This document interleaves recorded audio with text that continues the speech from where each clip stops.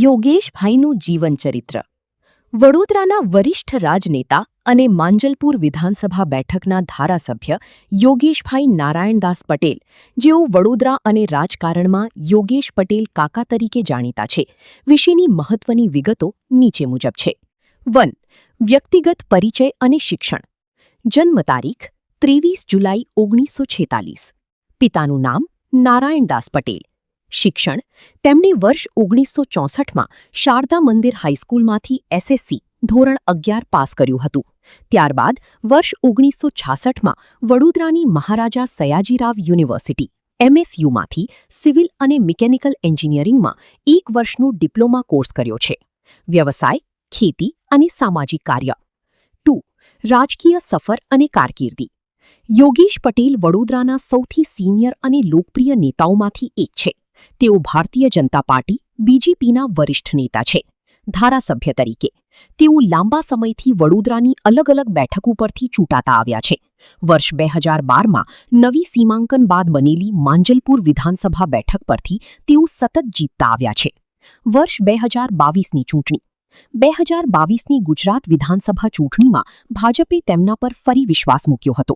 તેમણે કોંગ્રેસના ઉમેદવાર તશવીન સિંઘની 1,07,054 મતોની જંગી માર્જિન બહુમતીથી હરાવીને સતત ત્રીજી વખત માંજલપુર બેઠક પર ભવ્ય વિજય મેળવ્યો હતો.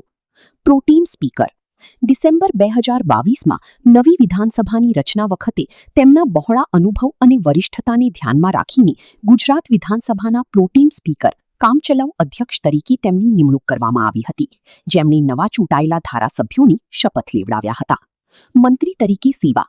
તેઓ ગુજરાત સરકારમાં રાજ્ય કક્ષાના મંત્રી, નર્મદા અને શહેરી ગૃહ નિર્માણ રાજ્યમંત્રી તરીકે પણ સેવાઓ આપી. યોગેશભાઈના આકસ્મિક નિધનના સમાચાર સાંભળીને અમે સૌ સ્તબ્ધ બની ગયા છીએ.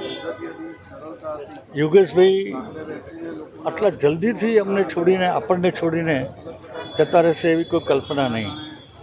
જ્યારે દાખલ કર્યા ત્યારે મેં ફોન કર્યો હતો તો કે ના, આવવાની જરૂર નથી, તમે ઘરે આવજો. અને આજે બપોરે આ સમાચાર મળ્યા. માત્ર વડોદરા શહેરને નહીં, પરંતુ વિધાનસભામાં એક જાગૃત પ્રહરીની ખોટ પડી છે. હું તો 5 વખત એમની સાથે વિધાનસભામાં રહ્યો છું, એટલે હું જાણું છું, પ્રત્યક્ષ સાક્ષી છું કે કોઈપણ વિસ્તારની પ્રજાકીય ચર્ચા ચાલતી હોય તો એ હંમેશા પોતાના સુઝાવ નક્કી કરે.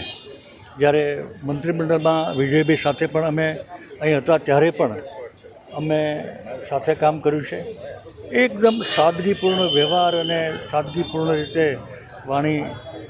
અમને આવા જાગૃત પ્રહરીની ખૂબ ખોટ પડી છે. હું પ્રભુને પ્રાર્થના કરું છું કે એમના આત્માને શાંતિ આપે.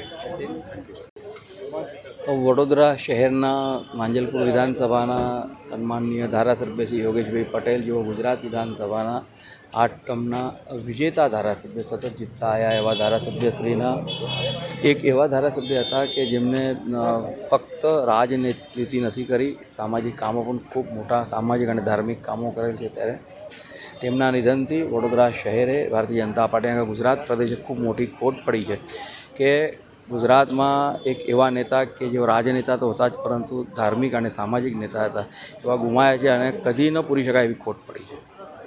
જી.